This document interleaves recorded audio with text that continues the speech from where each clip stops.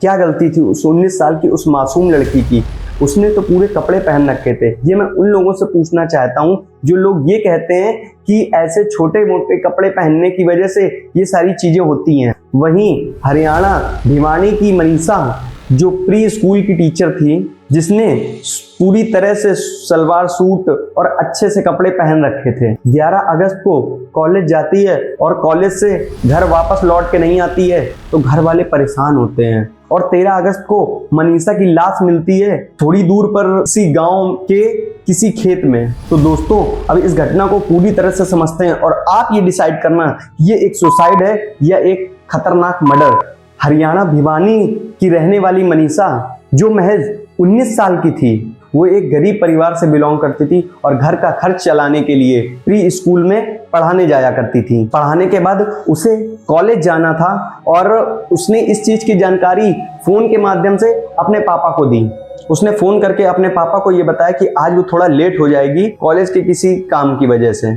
उसके पापा इंतजार कर रहे थे। जब देर बहुत ज़्यादा ही हो गई तो उसके घर वाले परेशान हो गए। इतनी देर तो कभी भी नहीं होती थी।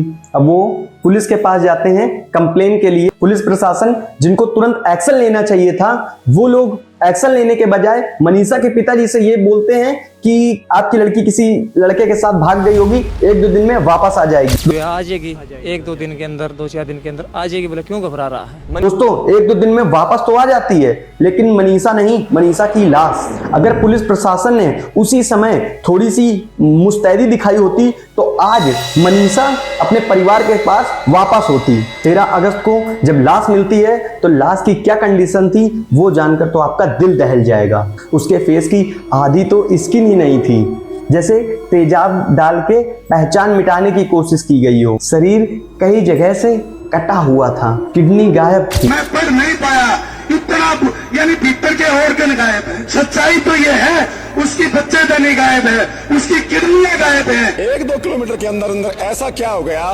कि आसमान से अपराधी उतर गए?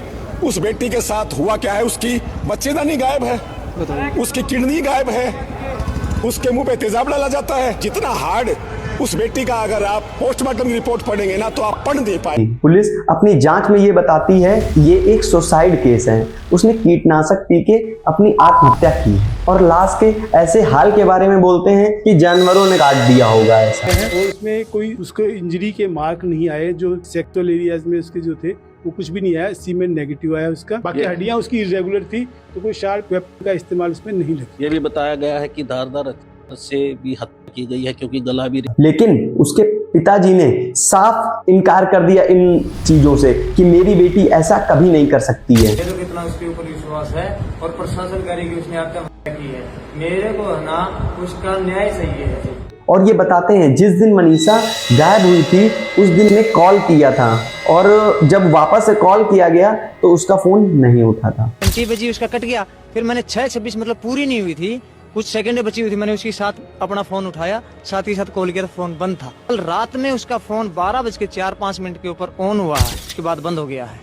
दोबारा हमने कॉल किया तो फिर स्विच ऑफ हो गया है। क्या लगता है आप लोगों को, क्या ये सुसाइड है? भला कोई कीटनाशक दवा को पीने के लिए अपने गांव से दूर जाएगा और वहां किसी खेत में जाके कीटनाशक पिएगा? वाह!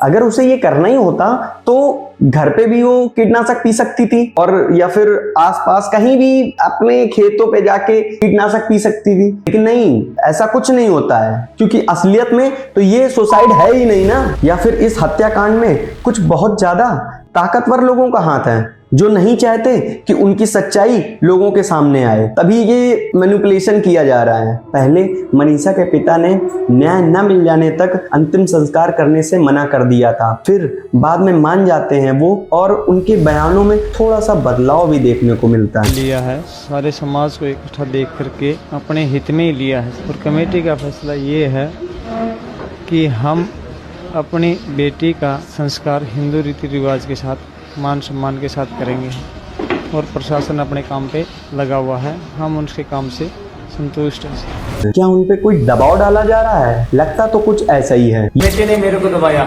ये तो साफ है ये एक सिर्फ सुसाइड का केस तो नहीं है। पता नहीं ऐसा क्यों पोर्ट्रे किया जा रहा है कि ये एक सुसाइड है। बड़े बड़े न्यूज चैनलों में ये केस डिस्कस क्यों नहीं किया जा रहा, क्यों बड़े बड़े इन्फ्लुएंसर शांत बैठे हुए हैं। ये आज मनीषा के साथ हुआ है, लेकिन कल को आपके और हमारे साथ भी हो सकता है। केस की जांच सीबीआई को सौंपी जा चुकी है। आरोपियों को कड़ी से कड़ी सजा मिले, यही उम्मीद कर सकते हैं। मिलते हैं किसी और वीडियो में, तब तक के लिए जय श्री राम।